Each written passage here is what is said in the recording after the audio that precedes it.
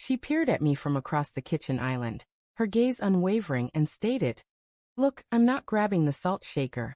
I'm going to be with other men."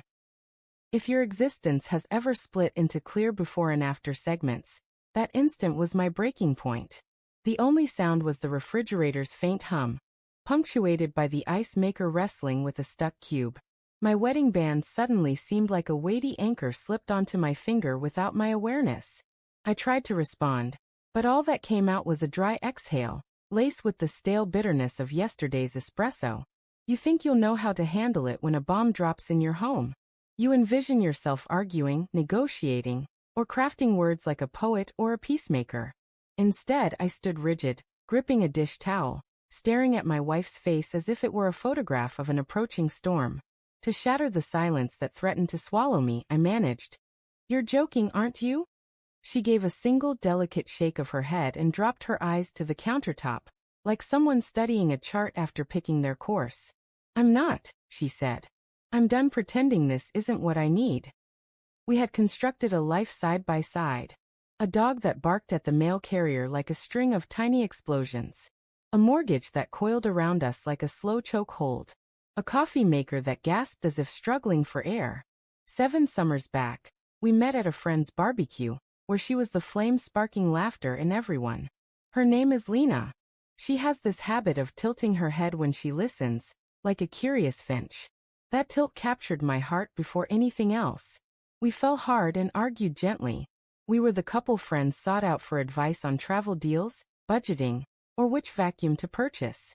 We had playlists for lazy Sunday mornings, for road trips, for cleaning days when we'd dance with the broom.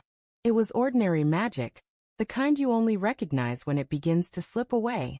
The slipping started subtly, in ways you could overlook.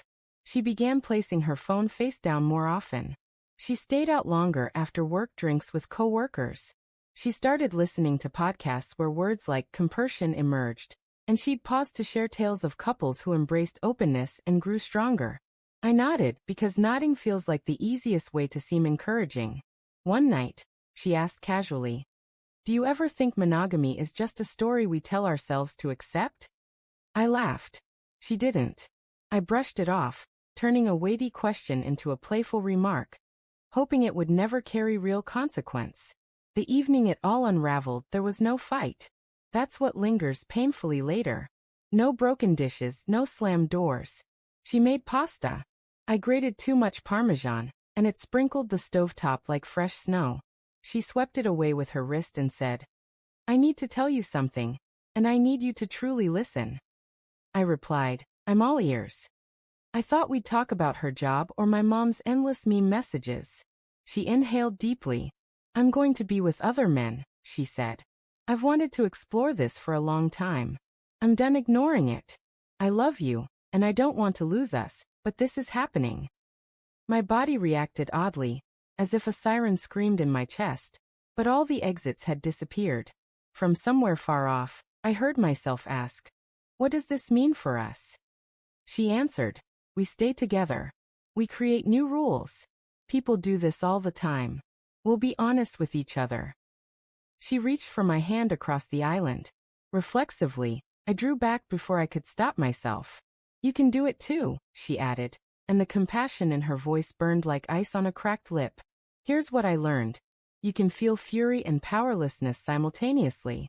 You can know precisely what you want yet feel utterly spineless." I went upstairs, the dog following, its nails tapping an uneasy rhythm on the hardwood. I sat on the bed's edge, staring at the dent my weight made in the mattress, trying to piece it together. I tried to picture loving her while knowing she'd be out with other men, but my thoughts kept faltering like a skipping record. I remembered our vows, how her hand shook when she said, "For as long as we both shall live." Not from doubt but from conviction. That was the voice of my life's first chapter. The second chapter spoke with cold precision. "She's not seeking your consent. She's stating her truth." When I came back downstairs, my mind scrambled for something concrete to say. "When does this begin?" I asked. She said, "I've met someone. We haven't crossed any lines yet, but I will soon." I let out a sharp, sour laugh, because the word lines buzzed around the kitchen like a trapped fly. What if I say no? I asked.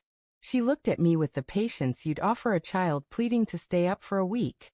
I'm not asking for your permission, she said. This is who I am now. I hope you'll stay. That night, I drove without direction because motion felt better than stillness. I stopped at a gas station and sat in the car as the pump ticked steadily. A man bought cigarettes and scratched a lottery ticket on his car's hood. A woman in scrubs yawned into her sleeve. The world didn't stop to notice that my wife had just torched our vows. That's the cruel reality of the world. It keeps turning, oblivious to your chaos. I called my brother. He picked up on the third ring, and when I told him, he swore quietly and said, "Come over." I didn't. I wasn't ready to speak this aloud. I drove back to the house with the humming fridge and the woman I loved, who had opened a door I couldn't walk through.